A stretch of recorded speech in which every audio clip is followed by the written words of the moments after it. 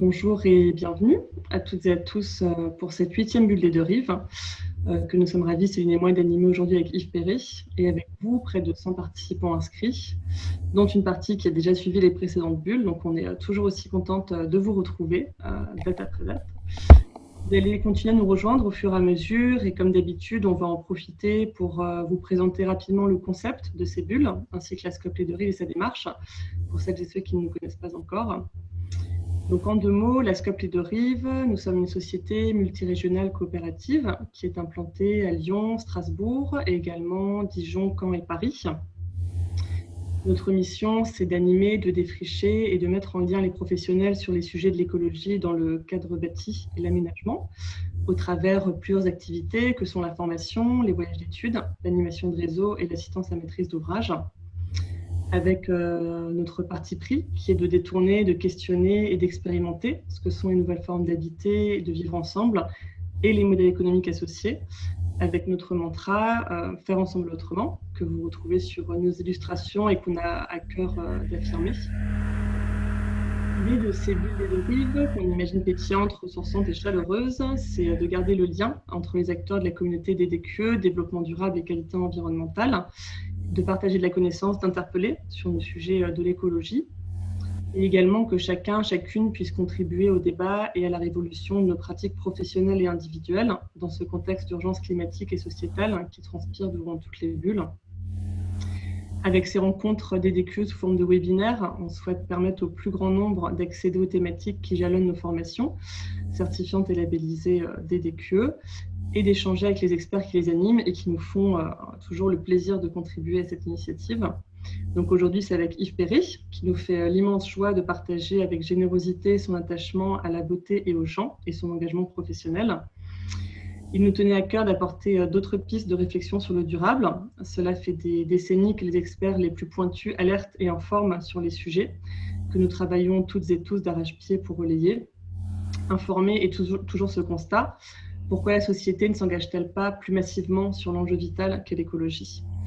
L'une des réponses, c'est qu'on s'est peut-être trompé de façon de rentrer en connivence et de faire participer tout à chacun et chacune à ce changement de paradigme. Donc un projet durable peut aussi relever de l'interpellation et d'être là où on n'attend pas. Et c'est peut-être aussi une des clés de réussite. Donc dans cette bulle avec et sans, la vie dans la multitude de ses facettes changeantes, vie intelligente, inventive, imaginative, vie productrice de mille beautés, Yves Perret nous interpelle. Pourquoi s'imposer le seul régime des bonnes raisons, des fines explications, des analyses rigoureuses ? Pourquoi ne pas mêler raison et imagination, explication et implication, efficacité et beauté, déduction savante et invention folle, sérieux et fantaisie, objectivité rigoureuse et subjectivité créatrice ? Et oui, joyeusement et sans peur d'un terme, car d'une manière ou d'une autre, la vie nous survivra. En attendant, et toutes facettes actives, rendons de la vie à la vie. Et bullons ensemble avec cette balade poétique illustrée. Faisons ces détours par le récit et le vivant pour passer à l'action en architecture, ensemble et autrement. Donc, quelques mots sur ces bulles des deux rives qui prennent la forme d'un rendez-vous webinaire hebdomadaire que vous connaissez bien à présent. Comme à chaque fois, nous alternerons un sujet réflexif et une application concrète sur la thématique traitée. La programmation et les liens d'inscription pour les prochaines bulles sont renseignés sur le blog Faire ensemble et autrement, donc le site sur lequel vous êtes inscrit. Il y a des bulles programmées encore tout le mois de juin, puis à partir de la rentrée, et peut-être encore quelques-unes en début et ou fin d'été.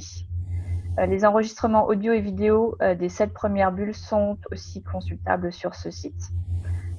Donc sur les thèmes, on vous les rappelle, de l'adaptation au changement climatique, la biodiversité, sur passif versus positif, sur la réhabilitation énergétique, la construction en terre crue, sur la ventilation et la qualité de l'air intérieur, l'acoustique en construction bois.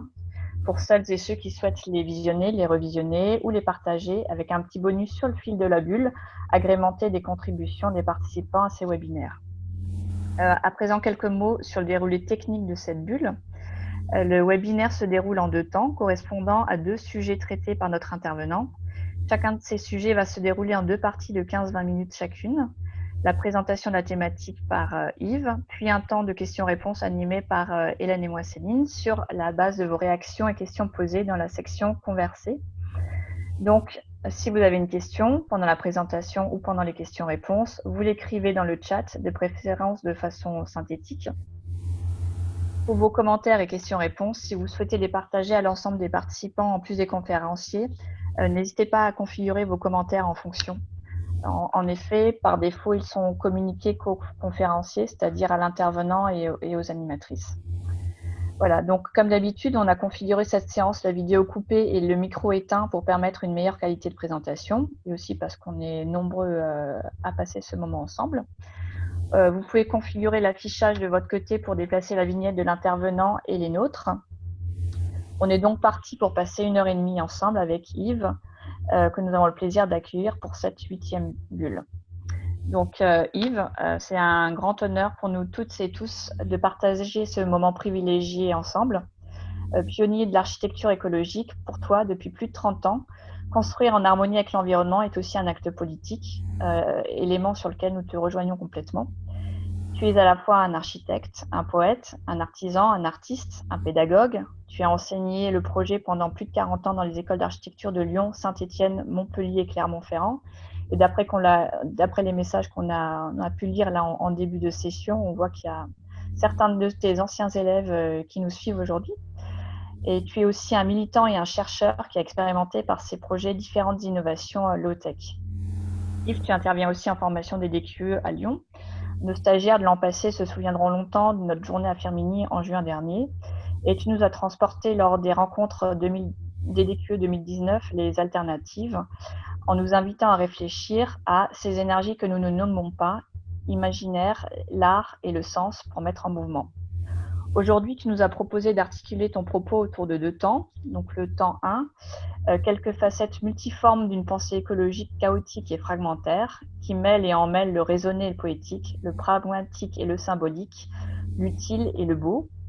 Et autour d'un temps 2, qui s'intitule Dessins et photos centrés sur les projets en cours, qui illustre le passage délicat entre pensée fragmentée, maladroite, incomplète, et projet bel et bien concret.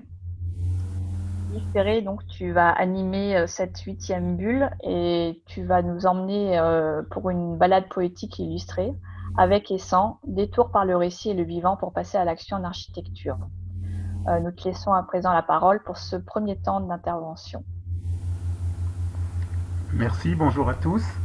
Donc je vais vous emmener dans une petite promenade un peu échevelée, sans méthode, sans parcours forcément complètement défini, dans un endroit où il y a même des mouches dans les coins, où il y a des projets par-ci par-là, où il y a une géographie sous les pieds, où il y a un ciel au-dessus de la tête, et que cette grande promenade finalement nous dise à peu près où on habite, sachant que finalement depuis très peu de temps, nous savons, enfin quelques siècles quand même, 2 ou 3 siècles, c'est-à-dire très peu de temps, eu égard aux 15 milliards d'années d'existence du monde, on se trouve finalement très habité.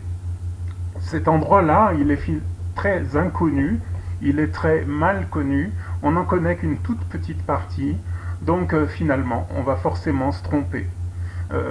Donc l'erreur fait partie des données du problème, et que pour limiter l'erreur, je crois qu'on a intérêt à utiliser l'ensemble de nos capacités. Quand on dépose un permis de construire, on nous demande un plan de situation, on devrait donner celui qui est ici à l'écran, puisque effectivement nous habitons ici, quelque part à côté du soleil, enfin quand on dit à côté, le soleil est quand même assez loin, et que des configurations de cet ordre, il y en a des centaines de milliards ou milliers, on ne sait pas exactement, dans une poche immense, inaccessible, qu'on doit apprendre à apprivoiser, puisque il y a 3 siècles, il y a 4 siècles, il y a 5 siècles, on croyait habiter un tout petit endroit minuscule de 6000 ans ou 4000 ans d'âge, et qu'aujourd'hui on se retrouve avec une immensité qui, si vous la traduisez en livres et que vous vous dites 14 livres représentent, chaque livre représente 1 milliard d'années, pardon, que ces livres aient 1000 pages et représentent 1 million d'années, nous sommes, du point de vue historique, juste les 2 dernières lignes de cet ouvrage. Je veux dire par là que pour que la conscience émerge, il a fallu tout ce temps-là, enfin émerge pour nous, elle a peut-être émergé à d'autres endroits, en tout cas il a fallu tout ce temps-là, et que c'est une chose vraiment très très compliquée de faire émerger de la conscience.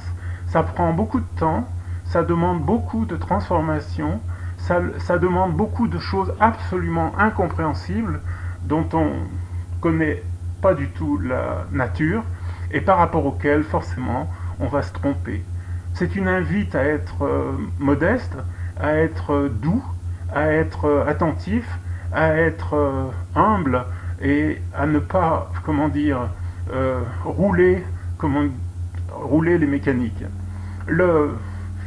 L'approche du monde est une chose difficile et que si aujourd'hui on est dans cette situation où l'approche du monde se fait pratiquement exclusivement par chiffres, dont on connaît les limites comme je viens d'essayer de l'énoncer, je crois qu'on a intérêt à lui ajouter des capacités autres que nous avons tous et qui sont les capacités d'imagination, les capacités poétiques qui peuvent utilement compléter l'approche par les chiffres. Dans le petit texte qui est sur l'écran, vous voyez que oui, poèmes et équations disent un peu du monde, c'est à défaut de les dire entiers, ils partent de la même matière première et se terminent dans la même impossibilité. L'impossibilité de dire tout, puisque le tout est inaccessible.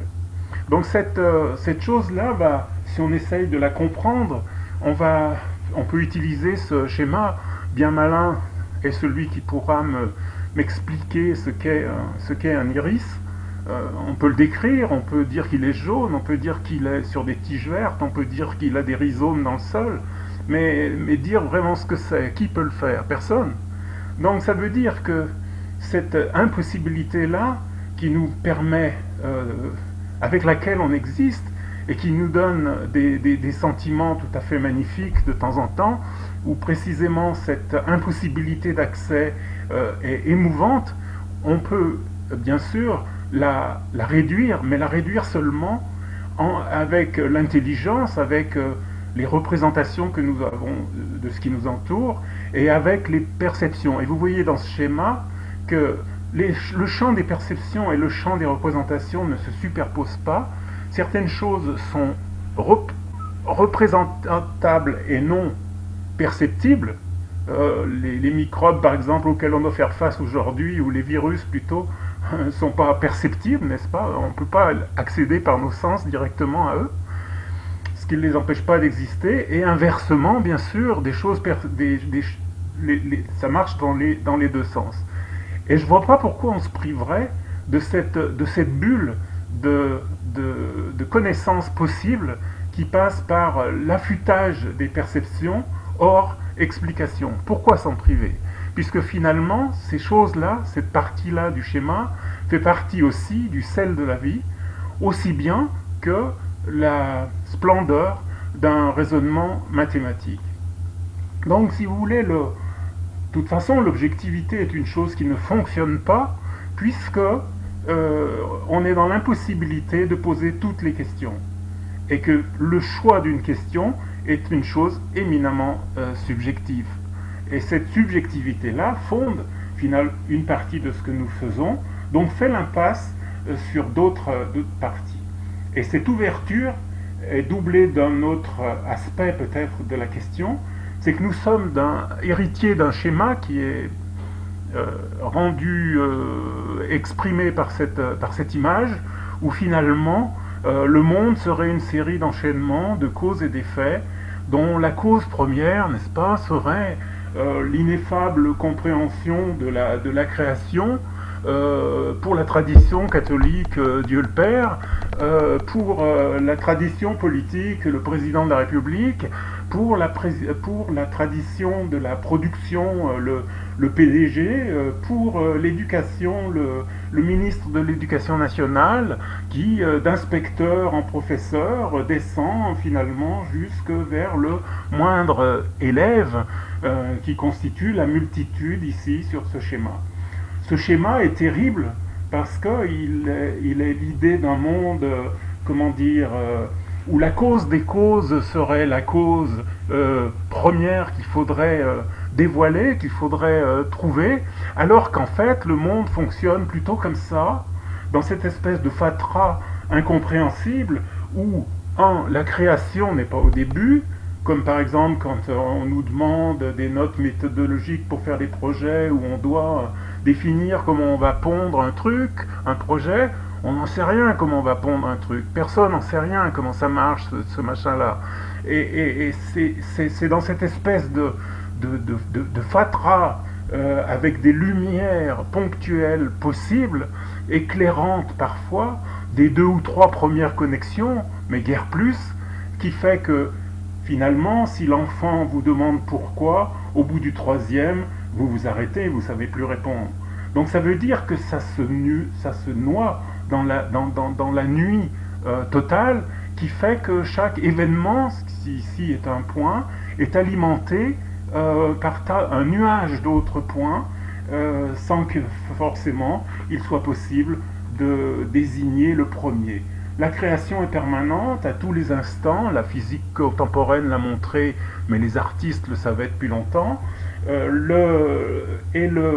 Cette question-là, cette mutation-là, le passage entre ces deux schémas, est une chose absolument vitale, puisque on sait, en plus, que si dans quelque temps je vous dis le contraire, c'est juste que je suis vivant. Ça veut dire que la pensée dogmatique est impossible, la pensée de système est impossible, on est obligé aujourd'hui de penser par fragments. Le physicien doit savoir qu'il tient un fragment et pas plus, et que ces fragments ont du mal parfois à se connecter avec des tas d'autres, alors que les connexions sont plus importantes que les fragments eux-mêmes, et que cette pensée fragmentaire, vivante, changeante, des choses qu'on pensait hier sont fausses aujourd'hui, et que cette transformation-là permanente doit être acceptée comme base incertaine de n'importe quel projet, de n'importe quelle action. En rappelant que tout commence par un trou et tout finit par une bosse qui va être l'affaire des archéologues. Et qu'il faut mettre les choses dans cette dynamique-là, parce que si je reviens en arrière, bien sûr, le trou fait partie de l'architecture, les flèches de transformation font partie de l'architecture, ont des conséquences absolument énormes, et le tas, c'est-à-dire le retour à la terre de ce qui a été construit, fait partie de l'architecture aujourd'hui. C'est une première transformation absolument énorme qui est à prendre en considération dans cette idée que l'idée du monument antérieur nous conduisait à penser exactement l'inverse. Finalement, le trou et la bosse sont peut-être plus importants que le bâtiment lui-même, bien qu'on lui reconnaisse l'intérêt de fournir des services entre son origine et sa fin. La matière est une chose qui coule, comme l'eau. Elle coule moins vite que l'eau. D'ailleurs, nous en sommes nous-mêmes traversés. Notre matière n'est pas la même que nous étions aujourd'hui, que lorsque nous étions bébés. Et que ces flux de matière, on a parfois du mal à les percevoir parce qu'ils sont lents, et on a du mal, donc dans les projets, à les penser. Flux de matière, support du flux du vivant. Là, vous voyez le défilé mortuaire des espèces en voie d'extinction, qui sont, un motif décoratif sur ce dessin, mais qui sont dans la vraie vie un motif de vie lui-même, puisque l'emboîtement de toutes ces bestioles, de tout le vivant, nous compris, est finalement vital pour le vivant lui-même. Donc il faut fabriquer des supports pour le vivant, il faut sortir du lisse pour sombrer, si on peut dire, dans le rugueux. Il faut, pas considérer le vivant comme de la saleté, qu'on nettoie, n'est-ce pas, la mauvaise herbe, etc., toutes ces choses-là, qui sont des choses absolument vitales, nécessaires, indispensables à l'établissement de ces chaînes de vie dans lesquelles nous sommes. Si on considère la question des humains, ou si on considère comme cette ronde que découpent les enfants dans du papier, comme les deux pôles de notre existence, il est bien évident que ces deux pôles-là doivent être quelque part considérés comme les nécessités vitales qu'il faut mettre en œuvre pour que nous puissions survivre, c'est-à-dire effectivement s'abriter, on ne résiste pas à un long gel d'hiver tout nu dehors, la nécessité d'habiter, c'est-à-dire la possibilité de s'émouvoir, la possibilité de rencontrer, la possibilité d'échanger, et puis la possibilité d'être habité, c'est-à-dire la possibilité d'imagination, la capacité de rêve, la capacité des choses qui font de nous, à l'échelle individuelle comme à l'échelle collective, un être habité, évidemment étagé dans les différents âges entre la tombe et le berceau. Donc cette chose-là qui pond des organismes, des aménagements, des déménagements sur les territoires, je voudrais peut-être l'illustrer sur un schéma qui serait le schéma de la transformation des villes aujourd'hui. En rouge, là où il y a un tissu dense construit, en vert, l'assiette alimentaire avec l'accueil lointain des produits exotiques qu'on ne peut pas faire pousser ici. Donc ça, c'est les villes d'il y a un siècle ou deux ou trois, des organismes basés dans la proximité, sachant que les points gris représentent les services nécessaires à faire fonctionner ces choses-là. Qu'est-ce qui s'est passé entre ce schéma-là et ce schéma-là? L'assiette verte s'est déglinguée complètement parce qu'elle a été occupée par la croissance de la ville. Donc l'assiette verte a été diffractée, tant et si bien qu'elle est en petits morceaux, et tant et si bien qu'elle est même éventuellement, comme l'indique ce chemin-là, à l'autre bout de la planète, et que pour, évidemment, faire fonctionner tout ça, les services se sont considérablement boursouflés, puisqu'il faut plus de routes, il faut plus de trains, il faut plus d'avions, il faut plus de déplacements de toutes sortes, de machines pour assumer ces déplacements, de choses qui sont de plus en plus éloignées et de plus en plus voraces, sachant que si vous faites pour une population donnée, vous vous dites, là ici j'ai 100 000, là ici dans le troisième rond j'ai 200 000, la population a doublé, mettons, et bien vous vous apercevrez que du fait de ce type de fonctionnement, la surface verte va non pas doubler, mais beaucoup plus que doubler, parce qu'on va avoir des pertes absolument fantastiques, 30% des denrées alimentaires par exemple aujourd'hui. On va avoir une explosion des infrastructures, les traits, on va avoir une explosion des zones grises, des services, et la surface, si vous voulez, plus la ville augmente, et moins la planète peut être habitée densément. Donc moins il y aura de monde sur la planète, plus les villes seront grandes. La possibilité de vivre correctement pour des gens, si les villes grandissent trop, on fabrique de l'éloignement, on fabrique de la dépendance, on fabrique de la fragilité, donc la planète pourra être moins densément habitée. Deuxième chose, ne pourront se payer ces infrastructures ou ces longueurs de temps et de déplacement que les gens riches, mettant en état de dépendance les gens moins largement dotés, donc augmentant les écarts de richesse entre riches et pauvres à l'échelle d'une ville, ou à l'échelle de région, ou à l'échelle de pays. Donc ce processus-là, qui produit de l'écart de richesse, de l'injustice de répartition de ce dont nous avons besoin pour vivre, qui peut être éventuellement compensé par le fait que les paysans qui sont là, à l'autre bout, je ne sais pas, qui font des haricots verts à Dakar, eh bien, ils vont être très très mal payés pour pouvoir que ça puisse quand même à peu près fonctionner.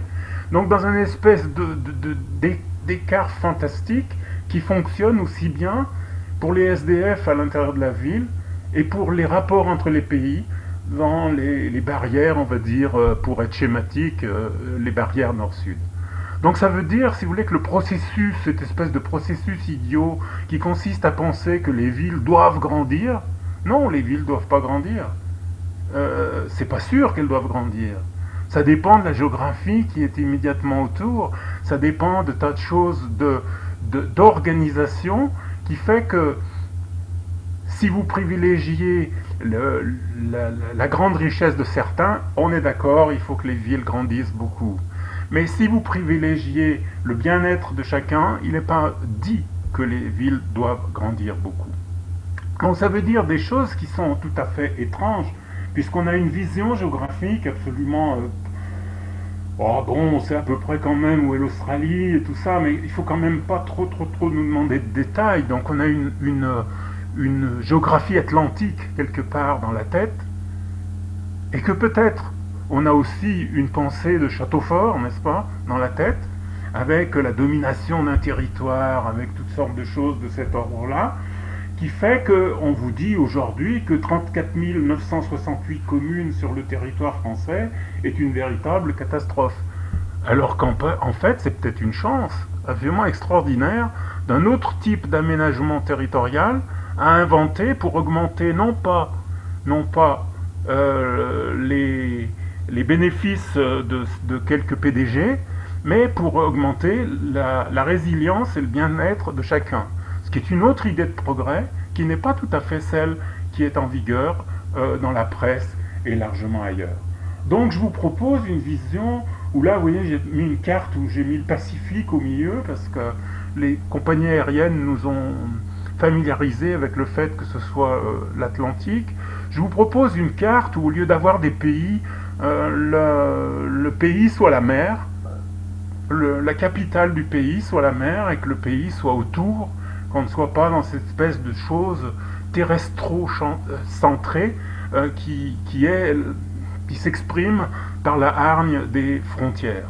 Donc cette vision maritime, je pense, est extrêmement importante, inversion, c'est-à-dire passage du solide, de la logique des solides à la logique des fluides, qui est considérablement en retard d'ailleurs, y compris dans la science, physique des solides, physique des fluides, puisque vous savez que c'était les militaires qui avaient besoin de connaissances sur la physique des solides, on comprend à peu près pourquoi. Donc le retard est à combler, mais dans la pensée aussi, la pensée du fluide est complètement en retard sur la pensée, on va dire, comme certains ont nommé ça, la pensée granulaire. Donc tout commence à la mer, tout finit à la mer, grande ou petite, sur terre, il n'y a que des îles, des terres entourées d'eau. J'aime la chazèche du vieux moulin, qui préfère l'eau utile, qui prélève l'eau utile à son bief, sans stopper net, limon, sables et poissons. Donc peut-être je vais vous lire un tout petit texte sur la ville pour essayer de peut-être poser les problèmes d'une autre façon, avec, si vous voulez, cette histoire de connexion en arrière-fond. Même, ça s'adresse à Saint-Étienne, mais c'est comme ça dans beaucoup de villes en France. Même pas le tout à l'égout, et certains parlent de Smart City, vous savez, ce projet de ville avec des réseaux de câbles partout, des ordinateurs propres sur eux, des logiciels innocents, de l'intelligence artificielle, d'énormes data centers qui chauffent et occupent les terres agricoles, des tranchées pour des milliers de kilomètres de fils, des carrières polluantes d'extraction de terres et métaux rares en Afrique et en Chine, des satellites qui tournent, des antennes qui dardent, des centrales électriques qui ronflent, des start-up qui chassent des start-down, des habitants avec casques d'écoute vissés sur les oreilles, des prises multifonctions aux quatre coins, des écrans luminescents comme s'il en pleuvait, des caméras 360 perchées partout, des détecteurs de tout poil, des claviers publics, des Uber qui nous ubérisent, des Apple qui ne payent pas vraiment l'impôt, des dématérialisations. Dire que je m'en sers un peu, à peine, compliqué ce barda électronique, ne pas se perdre dans ses fils, ou plutôt ne pas perdre le fil. La filerie massive peut peut-être contribuer au déploiement de notre intelligence collective si elle n'est pas occupée à rendre les cerveaux disponibles, à accélérer les circuits de l'argent fou, ou à connecter malveillance et malveillance. La plomberie efficiente, elle, est une des bases de notre durée. Quand habiterons-nous dans des brailles propres avec des poumons normalement dégagés? Nous œuvrons collectivement pour que le câblage se déploie plus vite qu'une plomberie collective raisonnée. Erreur de route, urgence inversée. Les nitrates envahissent les nappes phréatiques. Smart City, connexion, dématérialisation. Le glyphosate nous empoisonne lentement. Smart City, connexion, dématérialisation. L'air s'épaissit de particules fines. Smart City, connexion, dématérialisation. La rivière pue ou coule sans poisson. Smart City, connexion, dématérialisation. L'eau potable doit être refabriquée. Smart City, connexion, dématérialisation. Le plastique et autres friandises tuent les abysses. Smart City, connexion, dématérialisation. Les déchets nucléaires nous encombrent. Smart City, connexion, dématérialisation. Bzz, bzz, bzz, disent encore quelques abeilles qui nous regardent peiner. Donc ça veut dire ces choses qui sont terribles et dont tout le monde fait le constat que oui, on comprend les raisons, on a toutes les explications, on peut faire tout un tas de films de déduction, mais comme on a si peu de sagesse, le vieux roi ferme ses yeux noirs et pleure de blanches perles froides. Donc, voilà. Cas concret, une rue à Saint-Étienne, le Furan, transformé au fil des siècles, le dernier en l'occurrence et l'avant-dernier, en égout, voûté, n'est-ce pas? Les eaux de pluie, les eaux vannes, les eaux des baignoires, les eaux, etc., qui vont dans le Furan. Le Furan n'a pas de fond étanche, ça va dans les anciennes galeries de mines. Ça, enfin, n'importe qui comprend quand même que c'est juste impossible. Les éclairages publics à grande hauteur, la croix verte de la pharmacie qui éclaire alternativement en vert et en blanc, en vert et en blanc, en vert et en blanc, le plafond de la chambre du premier, la poubelle unique, enfin voilà, toute chose dont on sait l'absurdité. Donc ça c'est la rue de Saint-Étienne dans quelques dizaines d'années. Le Furan est réhabilité bien sûr. Il ne reçoit que les eaux pluviales qui ont été soigneusement filtrées par des couches de terre. L'eau de pluie est bien sûr accessible, parce que c'est la moindre des choses que de rendre l'eau de pluie accessible. L'eau sert plusieurs fois, les terrasses bien sûr sont habitées, il y a toujours le vieux tramway quand même. Et le traitement des eaux est soigneusement séparé. Les éclairages bien sûr sont bas, et au miracle, les étoiles et la lune réapparaissent. Donc ça veut dire, ouais, ça c'est en passant, sous les ponts passe et repasse la même eau. Enfin, bien sûr, on sait que une goutte d'eau pour faire le tour de la Méditerranée, passer dessous au détroit de Gibraltar et ressortir dessus au détroit de Gibraltar, puisqu'au détroit de Gibraltar, il y a deux courants inverses, un en profondeur et un en surface, il faut 70 ans. Mais c'est la même eau quand même. Et cette eau-là qui coule ici, par exemple, sous un pont dans la Drôme, ben c'est la même eau aussi. Et que cette permanence-là, cyclique, est importante à réaliser. Autre exemple de choses qui sont hallucinantes quand même, que n'importe quel anthropologue pygmée ou Givaro pourrait nous dire si les anthropologues pygmées venaient nous étudier. Vous allez par exemple au Puy, là vous avez la magnifique chapelle romane de Saint-Michel-l'Aiguille. Il fait nuit, moitié du temps grosso modo il fait nuit. Et un jour on installe deux, quand je dis deux je suis gentil, on en installe 4 ou 5. Et bien sûr on fait ça. Et bien sûr en faisant ça, on supprime le ciel. Donc, on va peut-être juste conclure cette première partie à partir du chaos initial dont j'ai parlé, euh, avec et sans, au sens de dire avec attention et sans méchanceté, avec, avec douceur et sans faiblesse, avec, enfin vous pouvez vous amuser à continuer la liste, avec étoile et sans pollution, continuez-la à votre guise, pour dire que par exemple le projet pourrait être global, collectif, rendons la présence aux étoiles dans nos vies. Et puis, on va ajouter à ça, plantons à tour de bras, parce que la déplantation a été une activité massive largement d'une centaine d'années, deux types de déplantation, remembrement et autres systèmes qui ont bousillé la forêt maillée de notre territoire, et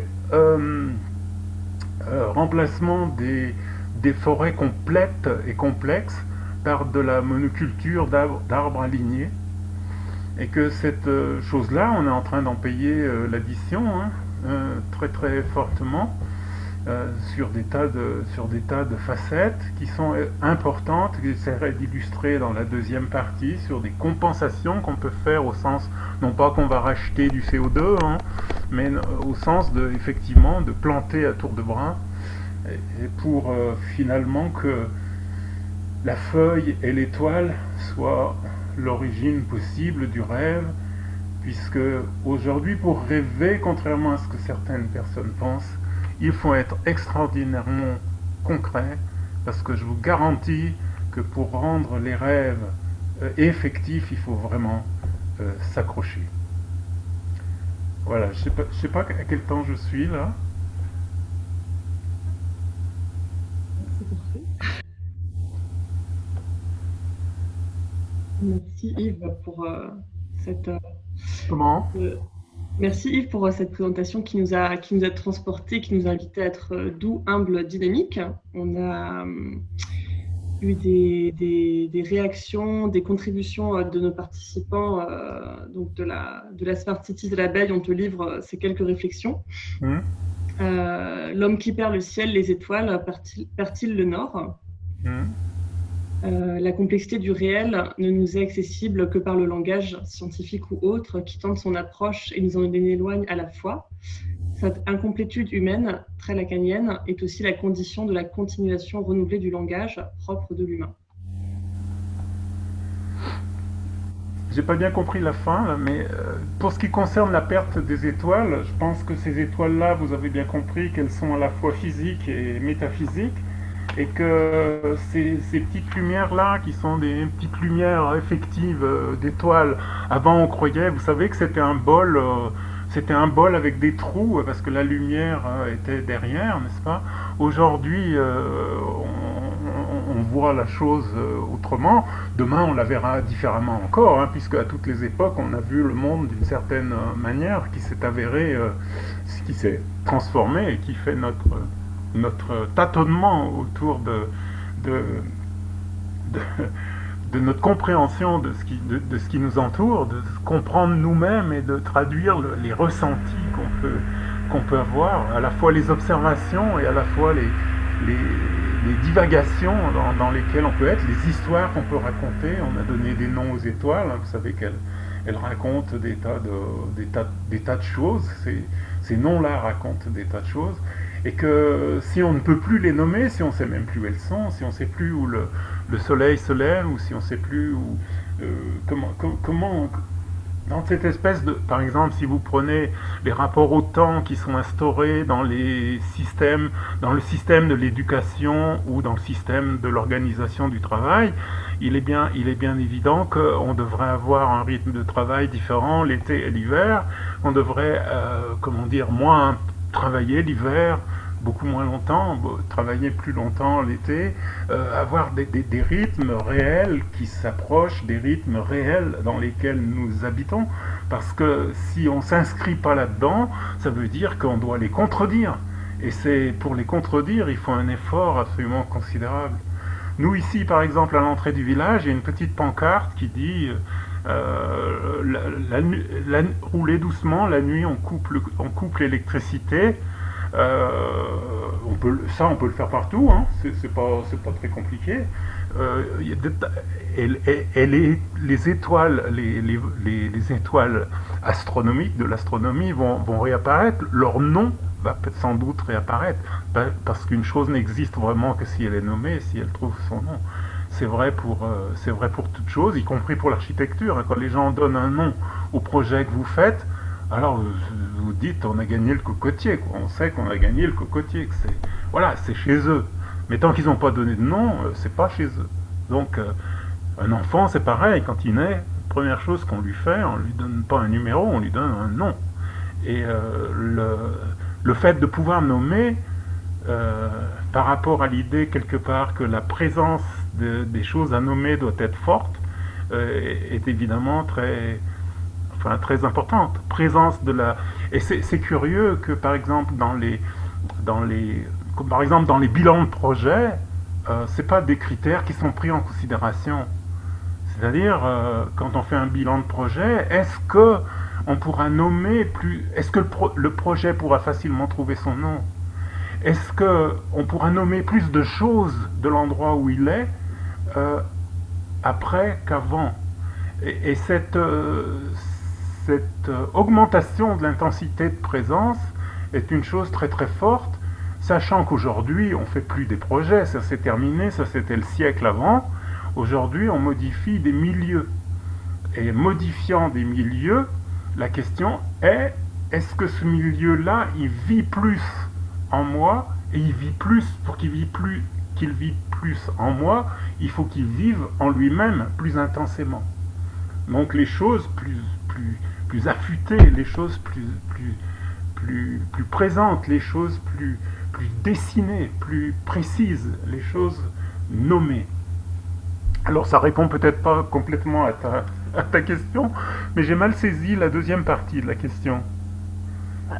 Justement, on avait une petite précision pour dire autrement la chute précédente par une autre référence, le langage est un mythe de Sisyphe.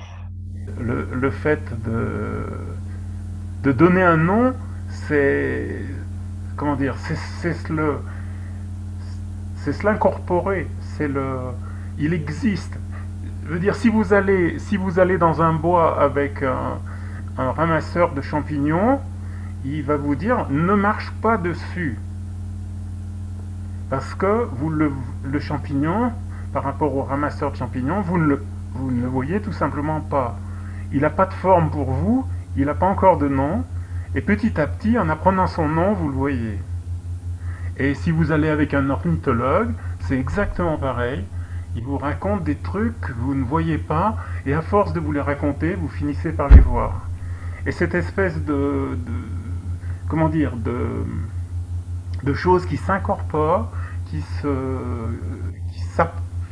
qu'on s'approprie, est éminemment vitale, sachant que la transformation de tout milieu peut augmenter ça, ou pas.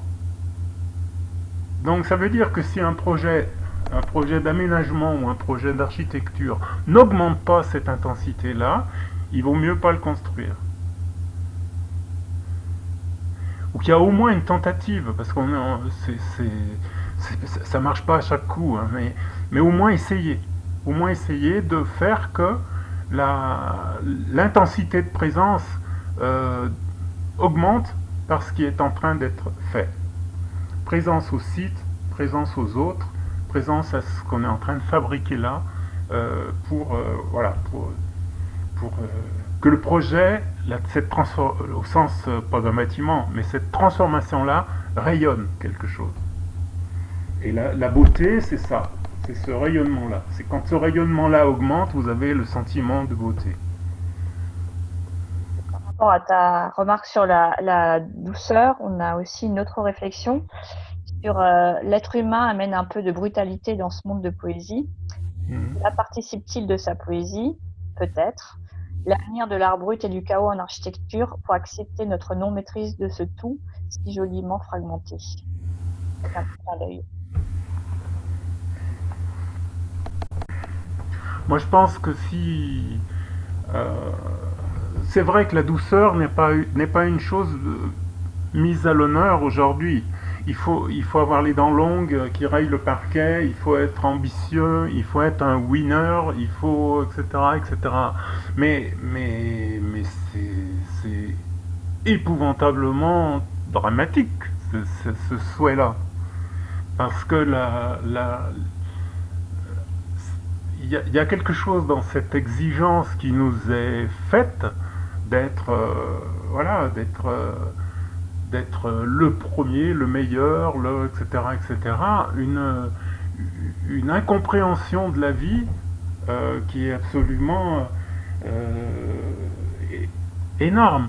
Dire si par exemple vous prenez la question des plantes, il a fallu les travaux de Jean-Marie Pelt pour s'apercevoir que certaines plantes collaboraient. Parce que projetant sur les plantes ce modèle de bataille, on avait cru que les plantes ne faisaient que batailler. La lutte pour la vie, n'est-ce pas? Les animaux, la même chose.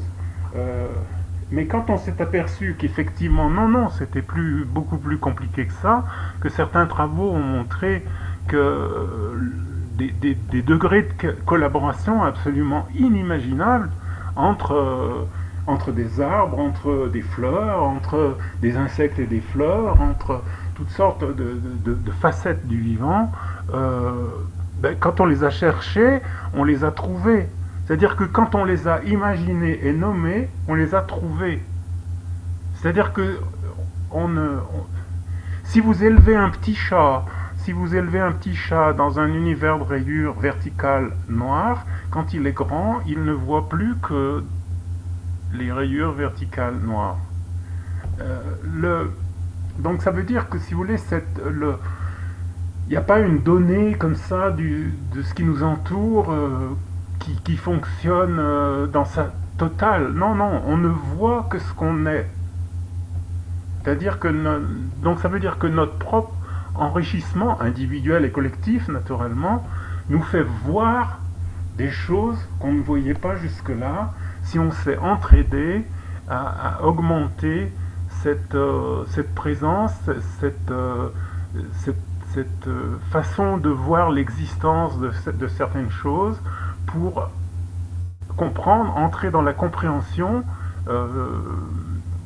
équation et poème, de ce qui est autour de nous. Donc c'est une chose qui est compliquée à comprendre, au sens que on a été habitué à l'idée d'une certaine, entre guillemets, objectivité.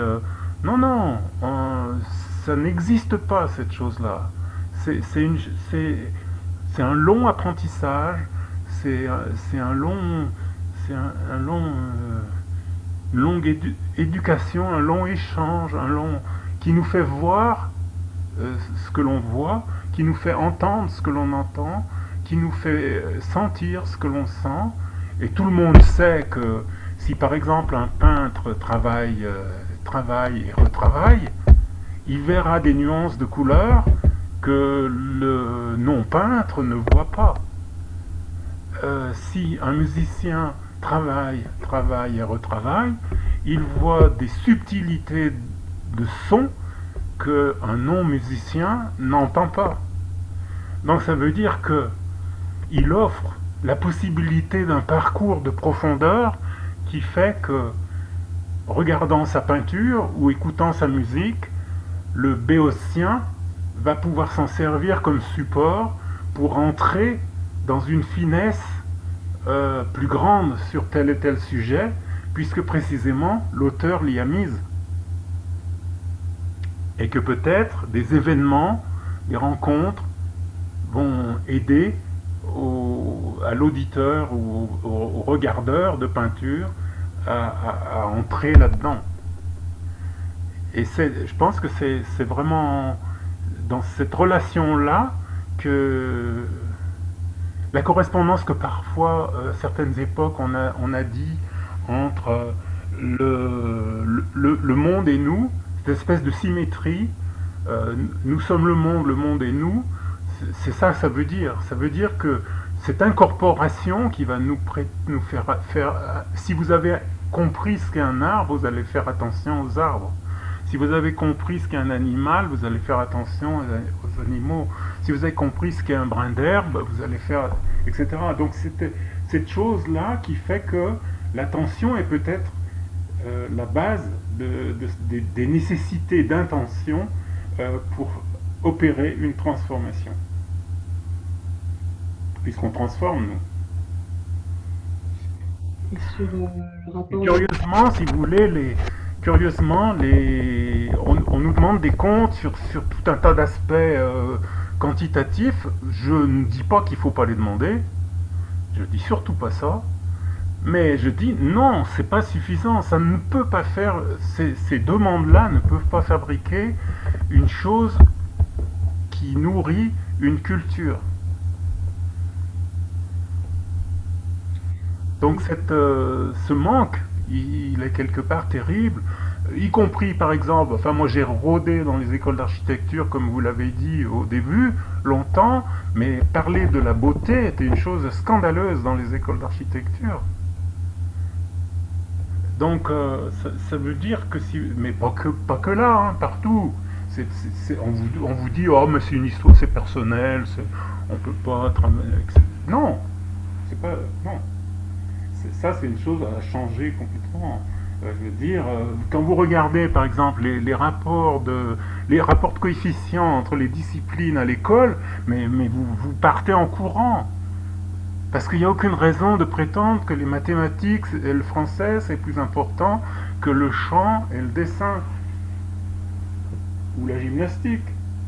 Il n'y a aucune raison.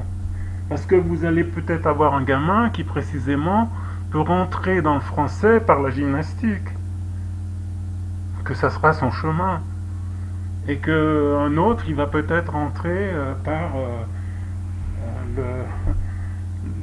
des activités physiques dans les mathématiques, et que voilà, parce que après toutes sortes de chemins sont possibles, mais si on commence à dire un français, deux mathématiques, et oh là là, mais quel drame!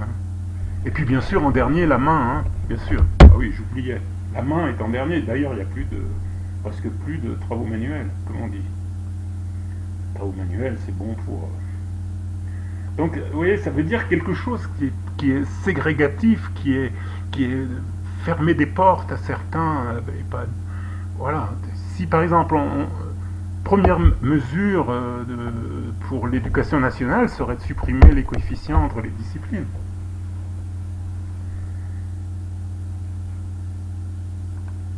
D'ailleurs, on nous fait remarquer que jusqu'à la fin du collège, les coefficients sont égaux. Et dès le lycée, donc à 15 ans, on spécialise et on valorise les choses soi-disant utiles. Et alors, on a une proposition d'un participant sur avec et sans, avec sincérité et sans prétention, par exemple. Avec sincérité et sans prétention. Oui. Voilà, donc on vous invite tous et toutes à nous écrire vos avec et sans, ou avec et avec, ou sans et sans, c'est comme vous voulez, avec ou sans. Et on fera un petit florilège de toutes les propositions qu'on mettra sur le fil de la bulle. Voilà. Donc si tu es d'attaque, Yves, pour la deuxième partie de ta présentation, oui, ce sera avec plaisir. Ok.